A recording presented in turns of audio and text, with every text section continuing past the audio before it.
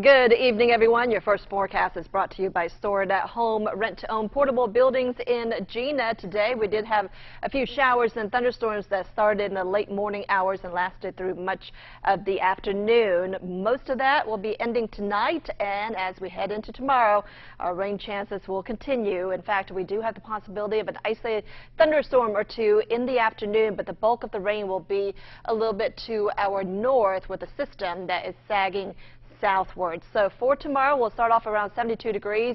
Temperature readings around lunchtime will be around 87. Our high will be in the mid-90s, so a lot warmer than today. We're going to see a little bit more sunshine, and we do have the possibility of an afternoon thunderstorm or two.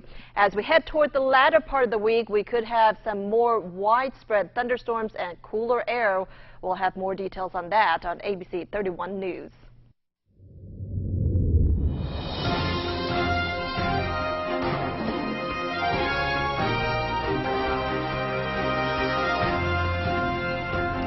Welcome to ABC 31 News Tonight.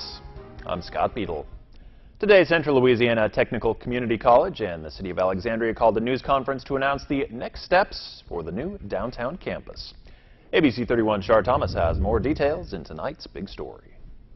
COTCC is one step closer to the long-awaited new downtown campus. After reviewing several bids for a contractor, Louisiana Community and Technical College System Board of Directors approved Ratcliffe Constructions. CLTCC's Chancellor Jimmy Sawtelle says it's been a long time coming, but Ratcliffe Constructions was just the right fit for the job. We're very fortunate that both the design portion and the construction portion will be done with Alexandria firms. Ratcliffe Construction has almost 100 years experience in Central Louisiana. We're very excited about them being our general contractor, and we're looking forward to being in the campus next fall. Next fall, returning and new students will not have to worry about transitioning to the new campus. Ratcliffe Constructions has already started to work. The campus is expected to be finished by the end of summer 2019. We're very fortunate. We believe this is going to take place in between the summer semester of 2019 and the fall semester of 2019. So the students shouldn't see any break in service. We'll start the semester just like we normally do and complete it in December of 2019 as well. The new campus will be at the corner of Murray Street and 5th Street. Shar Thomas, ABC 31 News. For more information about CLTCC's new campus, you can contact any campus near you. Fire marshal officials say 65-year-old Russell Free died in a house fire in DeVille over the weekend. The cause is officially undetermined, though they say two possible sources are discarded smoking materials or electrical issues. Investigators say the victim was disabled and was found in the living room. Fire investigators say the fire started in the bedroom and the victim was known to have smoked while in bed. Two Monroe residents were killed last night in a Wynn Parish crash. They're 61-year-old Vincent Trotter and 52-year-old Wanda Yvonne Jensen. Troopers say Trotter was on Highway 84 when he lost control, crossed the center line, and collided with another pickup. Louisiana's cities and towns could face a huge increase in pension costs next year. In February, the Public Retirement System's Actuarial Committee will review a recommendation from Louisiana auditors that could mean more than a 20% increase in city contributions to that retirement system each year. When I first went to office several years ago, when the pensions were in the teens and now they're in the, they're 30, 35%, those impact budgets greatly because from year to year, depending on what the forecast may be. And then, what drives those can be different things like how you invest the funds or, most importantly, the economy itself. So, I tell you, for me, for 1 year, it cost myself, as far as our city is concerned, about $800,000. That's a huge hit on a city of a mid-sized city our size, so it has a great impact. Pension is very rough. I mean, right now we're spending probably, I think it's about $1.5 million on pension, and as it continues to grow, I mean, it eats away at the idea of our infrastructure and the cost of things that we need to do. More than 1,500 mayors and city council members are meeting this week at the Louisiana Municipal Association's 81st convention in Lake Charles. The association says the pension increase could mean layoffs and cuts to basic services. Riverboat casinos in the state are now able to move onto land after the Louisiana legislature approved some new regulations this year. Danielle Jackson has the story. Casinos on the river bring in the cash. So riverboat is king in terms of the revenue that it generates for the state of Louisiana. They make up 60% of the revenue that comes into the state, according to the state's gaming board director, Ronnie Jones. This year, the legislature passed a bill that would allow the 15 riverboats in the state to move within 1,200 feet of its river's location. What the task force intended to do was not just move the slot machines into some building on land. This was about building new resorts with amenities and having gambling, by the way. There are 3 properties in the state interested in making the move onto land, including the Belle of Baton Rouge.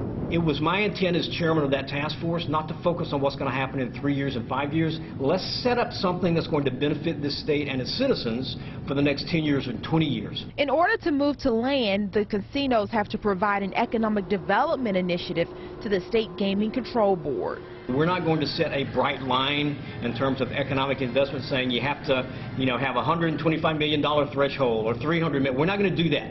We're going to look at each property separately based on where it's located. Nancy Hellier is leaving Christus San Francisco Cabrini Hospital as CEO. She will be replaced by Chris Karam. Karam has more than 35 years of experience in healthcare, including facilities here, Shreveport, and Beaumont. That change will go into effect at the end of September. Well, things got a little spicy at the Rapides Main Library with local chef Kitty Wynn. Chef Wynn demonstrated her creative Creole sauce to food lovers last night. We caught up with the chef to see just what the secret is to that Creole sauce that keeps people wanting more. I did it because it is so versatile, and I like to use fresh ingredients first and foremost, but it can be actually used, you can use canned products for it, so it can be made year-round. It's not just a seasonal sauce. To keep up with Chef Wynn, you can visit her Facebook page, and for more events like this, contact the Rapides Parish Main Library. There are many animals that need homes right here in Alexandria. Henry Wembley of the Alexandria Animal Shelter stopped by earlier this week to tell us how senior citizens can get half off when they adopt a pet. Well, we require that an adopter to qualify would have to be at least 60 years of age, and we would have to verify the age through proof of identification of age, and they would have to take a picture of the pet to send in to the foundation for reimbursement. All adoption fees include the first set of shots, rabies vaccinations, and spaying and neutering. The shelter accepts cash or in-state checks only. You can contact the Alexandria Animal Shelter for more information. A troubled young man turned his life around his senior year of high school with the help of a teacher who gave him a chance. Now they're traveling around the U.S. sharing their story. ABC31's Joanna Phillips has that story. Around 9 years ago, an unlikely bond began to form when Donna Porter met DJ Baptiste in her classroom. Kicked out of Head Start early in life, and years later, landing in juvenile detention and leading a large, violent gang in Mississippi, DJ Baptiste's life seemed to be going nowhere. Until he walked into Miss Porter's classroom for his first day of his senior year in high school. Met Miss P. I was a troubled youth. I got in a lot of trouble when I was young, and I had been expelled from school, served time in jail, and my first day of my senior year, I met Miss P. Her real name is Miss Porter, but I call her Miss P. And I disrespected her on my first day. When we first met, I was pretty terrified because I wasn't prepared for a student that was that fearless on the very first day of school. But Miss Porter saw something in DJ. I was able to take a step back and look at him as a student who needed a teacher of behavior, not just a teacher of academics, a teacher that needed to mentor and mold and grow his missing skills. So instead of focusing on the negativity that he presented in the room, I focused on his positive atmosphere and his gifts. Focusing on the positive has led these two to where they are today. DJ stayed in school that year and graduated on time, something he and many never saw happening. A long time ago, my community had given up on me. A long time ago, my family had given up on me. But it took the love, faith, and belief of you, my teacher. Miss Porter and DJ's story has made national news, and they now travel around the United States, sharing their inspiring story with teachers and students. Joanna Phillips, ABC 31 News. Louisiana author Kurt Isles shared stories about his books with the Rotary Club today, and he told us what inspired his writing. Keeping journals when I was 17. My uncle gave me a journal. I have it with me today. I'm now on journal number 93. And for 40 years, I just wrote in my journals. And then in 2000, I wrote my first book. And since then, I write a book about every year. And they continue to sell. Readers enjoy them. And as long as people keep reading, I'm going to keep writing. But it comes from my journal writing. You can find Kurt's books on Amazon or creekbank.net. Next on ABC 31 News, a farming technique that's growing. We meet one Louisiana rice farmer who's watering his plants in a more responsible way. Be a part of history and celebrate Hotel Bentley's 110th birthday. It's a free day event for everyone to enjoy. And then dance the night away at the Ballroom Soiree for a night in history. The evening event is $30. Join the community at the first annual UPS Benefit Golf Tournament at Oak Wing Golf Club on August 18th. Enjoy food and fun and help support the United Way of Central Louisiana. AMOA invites you to the Craft Brews and Blues Sampler on August 16th. Get a taste of craft brews, barbecue, and blues with live entertainment. Free for AMOA members and $10 for non-members. The Alexandria Mall is hosting a back-to-school bash. Free kids activities, crafts, and entertainment to get your kids classroom ready. Come meet Gumbo the Gator on August 11th.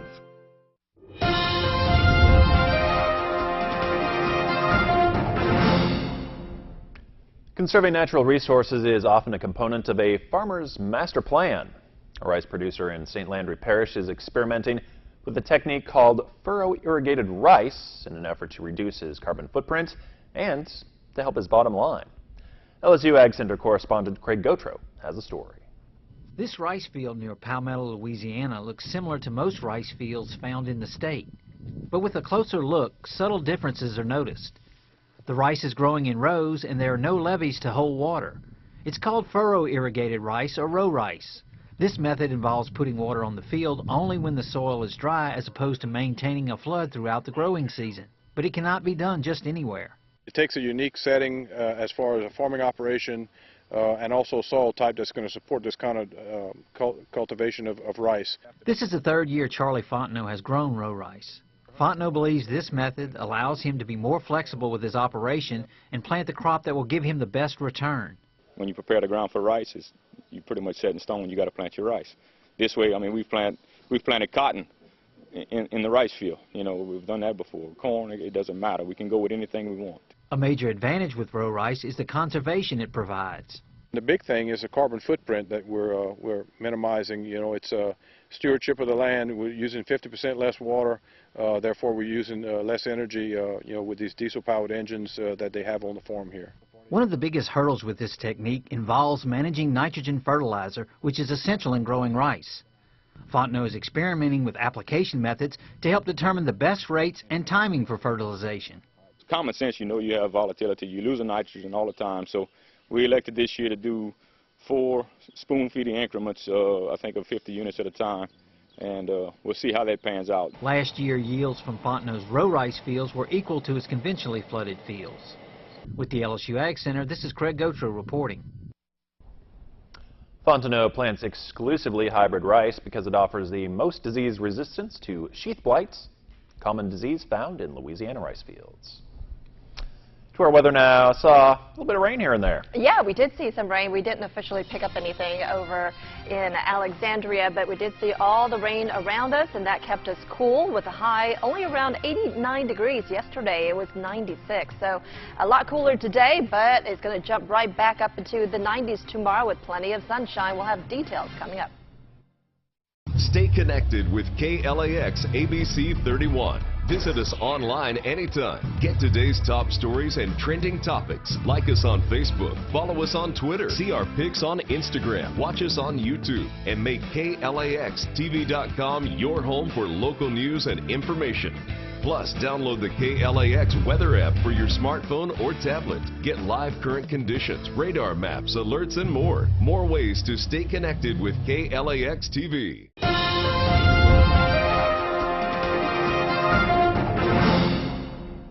Well, welcome back, everyone. Any clouds that we see out there, any rain that we see out there will continue to diminish in the overnight hours. We're going to start off sunny tomorrow, but it's going to be a warm day. Temperatures jumping right back up into the mid-90s, but we do have that possibility of an isolated afternoon thunderstorm. More widespread rain possible for the latter part of this week with another system that will be moving into the region.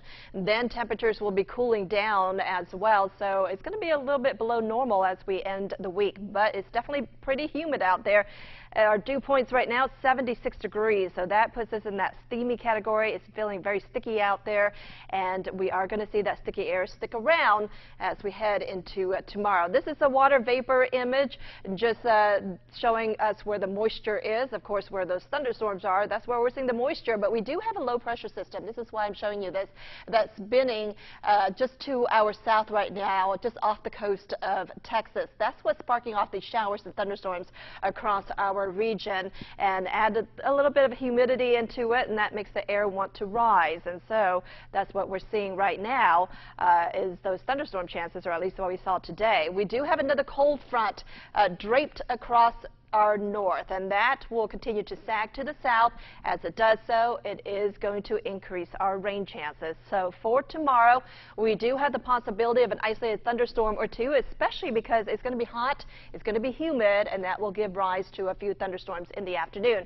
The jet stream will continue to move to the south, along with it that cold front, and that will introduce some chances of rain, at least more widespread rain, as we head into the latter part of the week. Our future radar is showing we're not going to see a lot of activity tonight. All the showers and thunderstorms will be confined to our south near the coast, and then as we make our way through tomorrow, we are expecting that thunderstorm chances to be a little bit to our north with that cold front that will be moving in. This will continue to sag to the south, and so increasing rain chances for your Thursday. So we are expecting, again, that possibility of a widespread shower or two as we head toward the end of the week. Tonight we drop down to around 72 degrees, partly cloudy skies. It will be humid. Tomorrow, look for highs around 94 degrees. We do have that isolated thunderstorm chance in the afternoon, and then better chances of rain Thursday and Friday with that cold front coming in. As a result, temperatures will be cooling down into the 80s for Friday and Saturday, and more chances of rain for early next week. Medical examiner. Detective. Homicide. I can't write you a prescription. These are my date clips. Ding. Then I had to chase this guy all the way down to Fenway. We should do this again sometime. Rizzoli and Isles, a perfect match. Weekends at 11 on KLAX TV.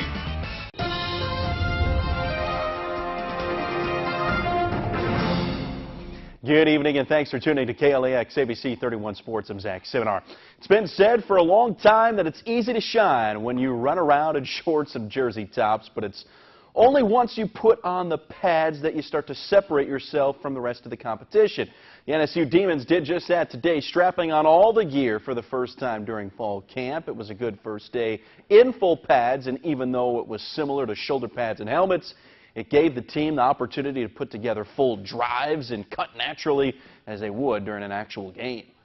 It was good to be able to get that on film and learn from. I thought, all three groups had the opportunity to go and had some good things and some bad things. Offensively, right off the bat, converting a third down, 10 plays, and ended up scoring. It's a good way to start for the offense there in that team period. We just had to get used to it, offensive line. We got to cut a little bit, backs had to be taken down. So that made a little bit of a difference. I think you saw during the live period how we had a real drive going for the first time all camp, moving the ball. You can only really do that in full pads to get a real live simulation. So I think that makes a difference for us. While fall camp is well underway for the Demon football team, the volleyball squad is just kicking things off. The team had their report and dorm move-in day ahead of tomorrow's start of fall camp. The Demons, who are coming off of a 10-6 season in conference, coming into the 2018 season with a raised level of expectations. The team can tell, you can tell, the vibe is different. There's a purpose with this team instead of let's see if we can improve. They've got, like I said, a purpose, and so it is a definite different feeling. There's definitely, well, I wouldn't call it pressure, but a lot of expectations, and I feel like this team is really the team to meet those expectations. So I think we're really set for this year. Well, it is going to be warm tomorrow. Highs around 94 degrees. We do have the possibility of an isolated thunderstorm or two, but better chances of rain later on this week, and it's going to cool down into the 80s by Friday. Thanks, Kim. Thanks for watching. Have a great night. To catch a killer, you gather the evidence. There's blood on the screen. And build a picture-perfect case. One of you stabbed her 12 times. Hold on, there, FBI. Bones Weekends. Weekends on KLAX TV. Today, we bring you the profile of a hero. Marine Private First Class Gomer Pyle. Heroes come in all shapes and sizes. But this hero is a musical Marine.